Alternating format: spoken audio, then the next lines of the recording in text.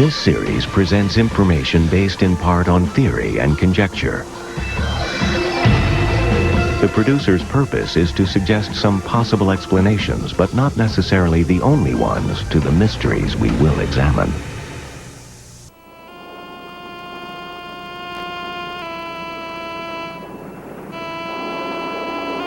When a major airliner crashes, the tragedy is overwhelming. The destruction sudden and complete. In the spring of 1979, a New York woman has a series of dreams of an airliner disaster in the Midwest. 2 months later, a Cincinnati man dreams of a large jet in peril. It crashes and explodes. The dream repeats 10 nights in a row, and no matter what he does, it will not leave him alone. Were these dreams just nightmares, or will they prove to be prophecy?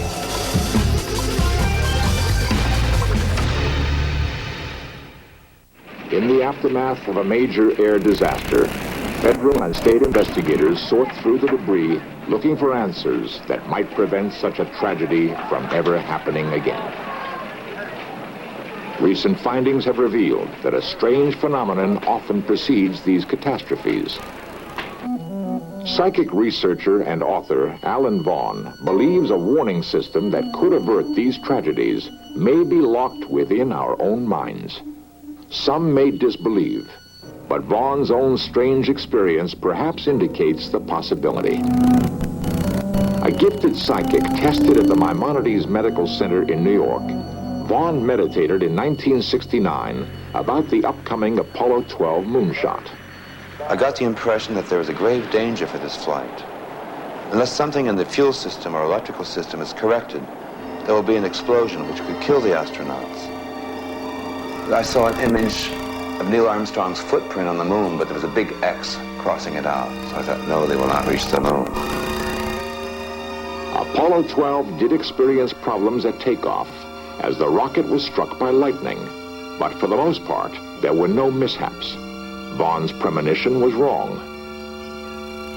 4 months later, April 1970, Apollo 13 is launched for the moon. Just as the capsule leaves Earth's orbit, a muffled explosion rocks the spacecraft. Okay, Houston, we've had a problem here. This is Houston. Say again, please. The astronauts inspect their disabled craft, and soon the problem is diagnosed. A fuel cell has exploded and cut off most of the capsule's electricity. The primary mission has been aborted. Did Apollo 13 fulfill Vaughan's premonition for Apollo 12? Skeptics would say no.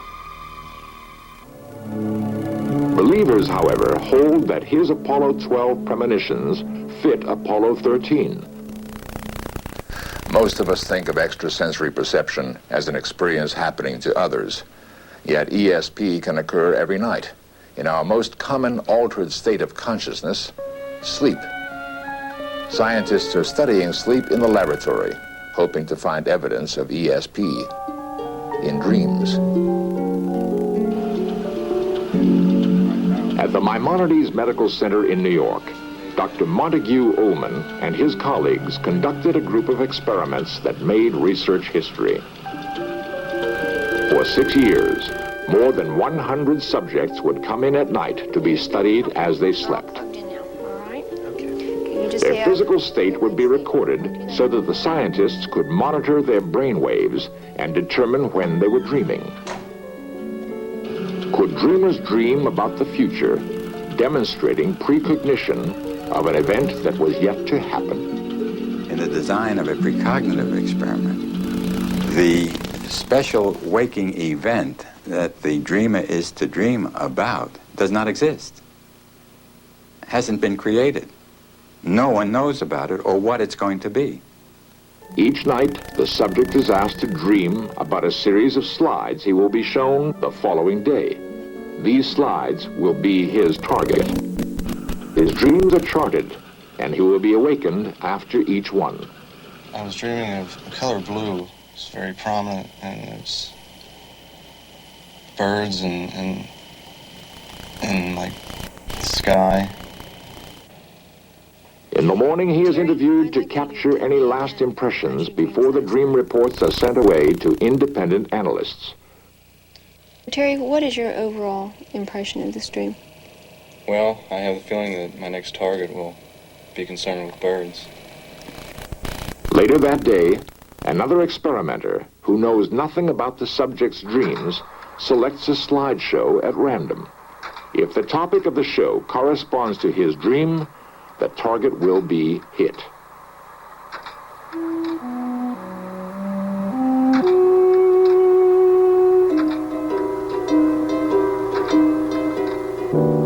Where our hypothesis was that precognitive dreaming could occur, the results of the judge's matching of dreams and target events was such that the likelihood of getting that result on a chance basis alone was less than 1 in 1,000. This case, plus many others, suggests that precognition can occur in our dreams. However, precognition isn't limited to the laboratory. How many of us are glimpsing the future in our ordinary dreams and nightmares? Perhaps these dreams can be used to save hundreds of lives. Robert Nelson is searching for someone, maybe that 1 in 1,000, who can foresee the future and help prevent disasters. Nelson founded the Central Premonitions Registry. He regularly receives letters from people who feel they have had a preview of an important upcoming event. His files contain many intriguing correlations between news items and these predictions. What would happen if he received several warnings of a major air crash? We would certainly draw up a letter to the heads of the airlines and also to the FAA pointing out that we have received careful and detailed predictions relating to what could be a disaster. And we would send this to the involved airline, plus we would probably send it to the other airlines too in case it was a miss on the airline, plus to the FAA. We would make sure that this information was disseminated. Every day, Nelson searches his mail for messages of the future.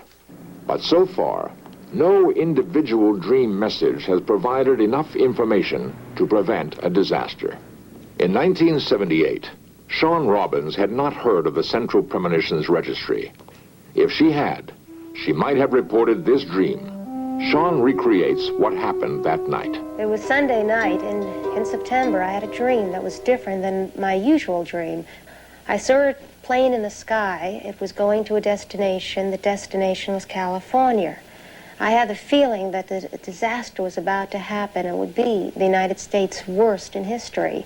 I also felt that this dream had a meaning to it, meaning it was imminent. The disaster was about to happen.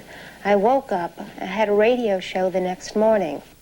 As a personal counselor who feels she has a heightened sense of ESP, Shawn is often interviewed on the subject.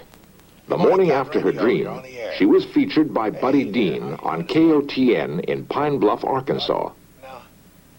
We were on the air, and she said, I have had a dream, or words to that effect, that there is going to be a major air disaster. She emphasized major air disaster. Well, I didn't think a lot about it at that time, but about 3 hours later, I was driving in my automobile with the car radio on, and I heard our news director announcing a major air disaster in San Diego. Less than 24 hours after Shawn's dream, a jet airliner collided with a private plane over San Diego, California. All 144 aboard perished. America's worst air disaster to that date. Our telephone at the radio stations completely went insane because, of course, everybody's reaction was, did I hear that correctly? I heard the interview this morning. Did I hear that news story? We had calls all day long. It turned the town upside down. There was really an amazing prediction there. Concerns women. Although in the past, Shawn has told others of premonitions of airline disasters that did occur, this was the first verified case. Less than 5 months after the San Diego crash, Shawn began having dreams of another impending air disaster. Would she or other dreamers perceive enough information to prevent it? And even if they did, Would anyone listen?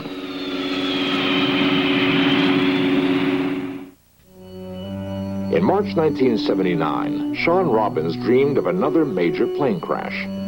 She sensed this event was still weeks or months away, but approaching with a terrible certainty.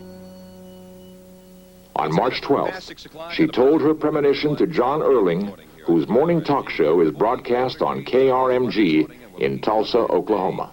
Of 72. And halfway through our conversation, as I started talking about previous airline crashes that had been predicted by her, she said, as a matter of fact, John, she said, I had a dream last night about a major airline crash that would happen in the Midwest. At that time, she gave me numbers, which could have been the flight number and tail numbers, as I recall, and said, but it was by a major airlines. Off the air, she gave me the name of the airlines. And I gave a destination. I felt California would be important, as well as the Midwest, but I did not know at the time the interconnecting facts. In the following weeks, Shawn tried to escape the fear that was becoming a constant part of her life. But you can't forget plane crash dreams. They don't let you forget. They come back, and they come back without warning. It's as if they want the story to be told. They have a mind of their own. Shawn continued to dream specific details about the disaster she felt was coming. On April 26th, she reported these to Ed Hartley on WKBX in Savannah, Georgia.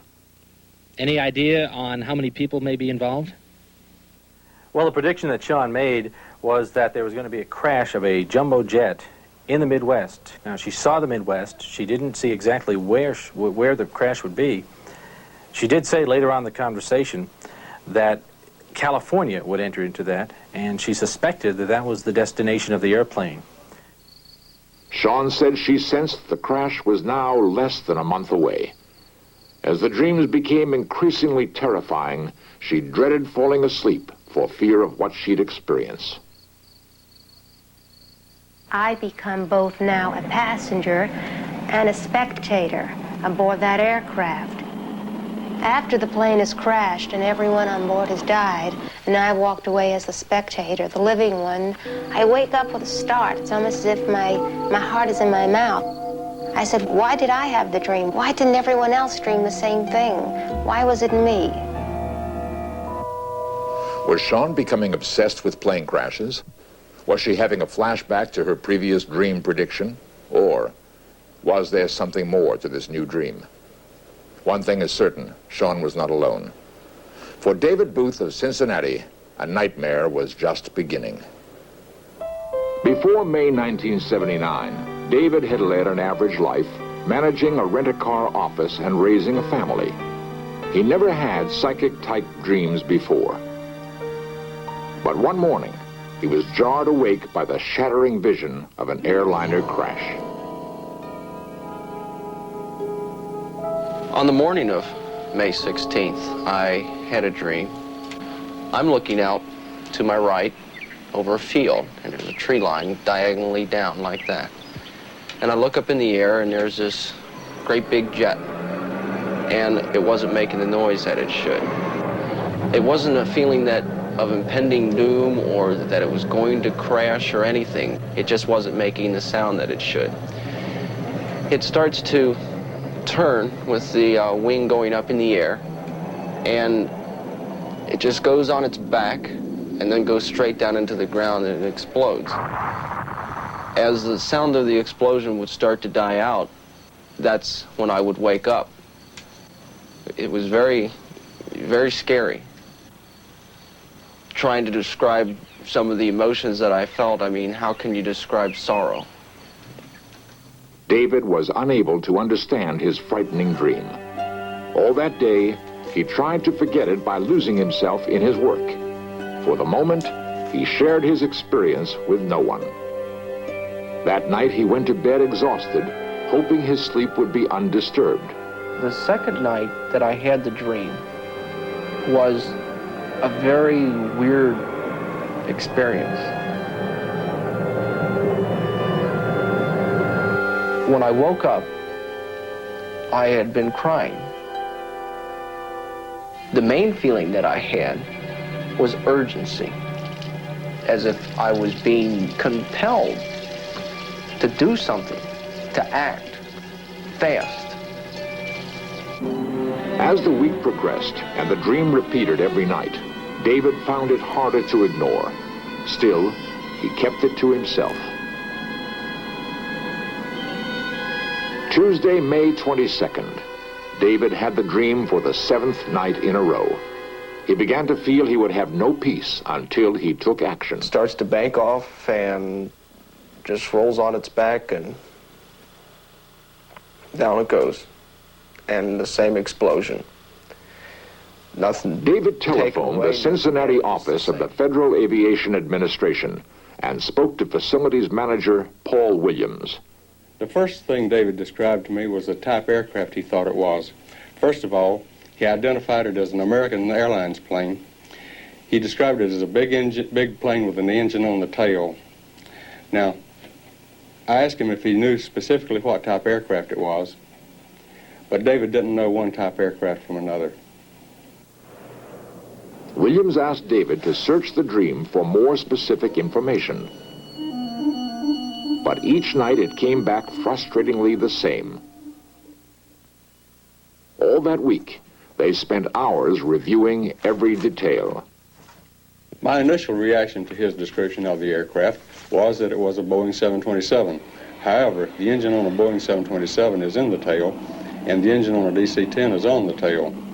A more accurate description of what he told me would be a DC-10 or a plane similar to that, because he described the plane as having an engine on the tail.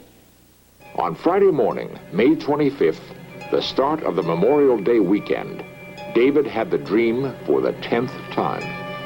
But this time, it left an unexpected impression. The feelings had not changed, but David said he somehow knew he would never have the dream again. I went to the office, and I could not do anything. I think I must have just went through that whole day in a daze. Very much upset. Oh, I mean, I was, at one point in the afternoon, I thought I was on the verge of a nervous collapse. I took off work early. I had to. There was no other choice. I couldn't function there. It was 4 o'clock. 3 o'clock at Chicago's O'Hare Airport. Flight 191, cleared for takeoff. 191, roger, here we go. 270 people were aboard Flight 191, a DC-10 bound for Los Angeles. Was this the flight David and Sean had seen? Sean had seen an American Airlines jet bound for California involved in a Midwest crash. David identified the same airline and saw trouble for a large jet with an engine on its tail. And I look up in the air, and there's this great big jet, and it just wasn't making the sound that it should. It starts to turn with the wing going up in the air, and then goes straight down into the ground, and it explodes. One of the plane's engines had broken away during takeoff. At 500 feet, the plane began dropping. Eyewitnesses reported the other wing engine shut off. There was silence in the air. It was the worst air disaster in U.S. history. All those aboard died. When I heard that an aircraft had crashed in Chicago, it was as if I knew what had happened. All of the other events that I've learned that happened in Chicago describe after the fact what David Booth described to me before the fact. News of the disaster had not yet reached David and his family. I came home, and we ate dinner, and we sat down to watch television, and a news break came on. I can't even find the words to describe how I felt. I called Paul Williams, and I think emotionally I just fell apart. David appeared to me to blame himself for not being able to get enough information to prevent this accident from happening.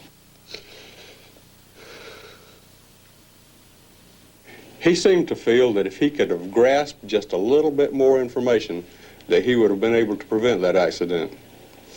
It seemed that he felt he was being singled out as the only person in the whole world that message was being given to. I tried to tell him that he couldn't blame himself for it, that he had done all that he possibly could. We did try to do something. We made an attempt, even though we failed.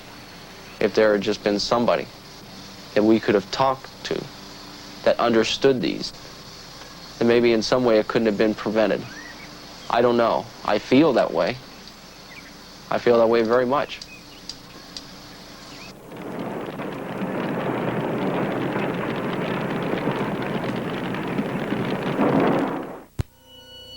Since his premonition about Apollo 12, Alan Vaughn had